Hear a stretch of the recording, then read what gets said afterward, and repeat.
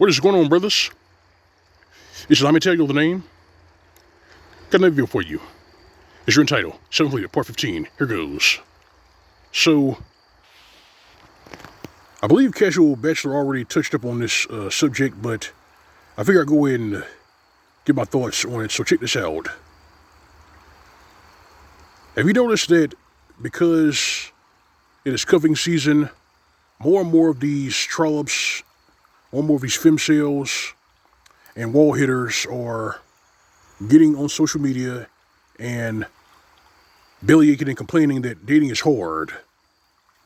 They're complaining that dating is hard. And here's a translation for that.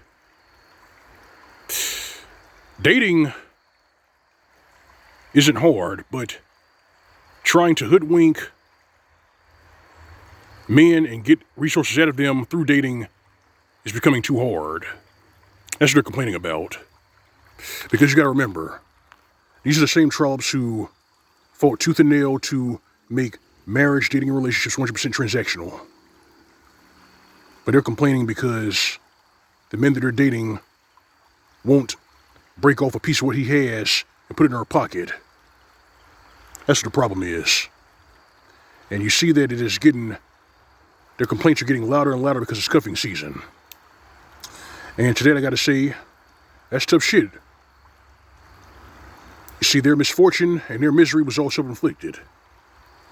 Speaking of misery and self-inflicted, you know how there was a article that was released, I think like 2 days ago, where the government was blaming the citizens for the recession.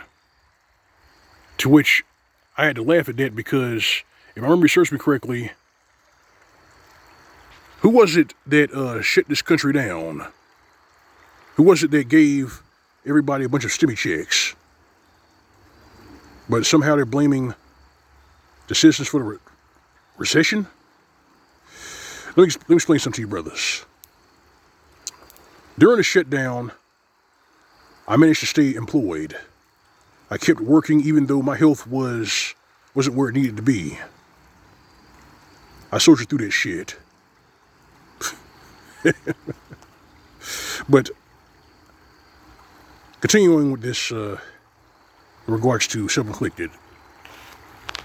Too many of these trollops, too many of these ditch pigs, too many of these free-range Karens and femcels got way too comfortable with just shitting on men and just taking what they have for granted. That's what the problem is. But still, even though they made marriage, dating, and relationships a zero-sum game, you're still supposed to try. You're still supposed to remain hopeful. And that right there tells you that a lot of these individuals are sick. They're twisted. And despite all their projecting and gaslighting about you being toxic, the truth is they're radioactive. They're radioactive. You see, they got what they wanted. Courtesy of female dating strategies, that subreddit. The only reason these trollops really go on a date is to get free food. They do it to get free food. And the more radioactive among them, they do it to cause men to faceplant. They do it to practice what they learned on a subreddit on men. They do it for their own sick amusement. But the problem is, a lot of them are finding out more and more that nobody wants to play their game. Nobody wants to play their game because, according to that post-millennial article, 54% of men here in the U.S. don't even interact with women anymore. And 56% of those men don't date. They're not on dating apps. But they keep asking this question, where have all the men gone? What's going on? Why aren't you out there chasing tail in a environment that is gynocentric and straight up anti-male? They really don't get it, do they? But they want to continue to feign ignorance. They want to play dumb out here and pretend like they don't know why men aren't playing the game. They're not being part with their resources through dating. They're not even interacting with their tribes anymore. And this is one of the many consequences of hashtag #MeToo. I said this was going to happen years ago, and here we are. 44% of men do not interact with women anymore. 56% of men are now on dating sites. And, of course, these trolls and these ditch pigs can put out articles called The Rise of Single Lonely Men, which is nothing more than a hit piece. And even in that article is disingenuous, because what they're really trying to say is all those men who are so-called single and lonely are actually bachelors. Men going their own way. But they got to put their spin on it. And it's just not working. And you want to know something funny about that article? When you take into account that the STD rates have been soaring for the past few years, and that syphilis has jumped 27%,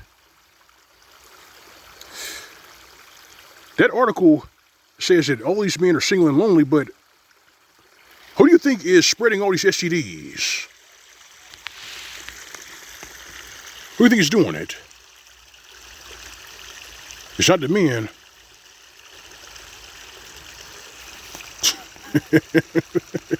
You see, they just told themselves. They told themselves.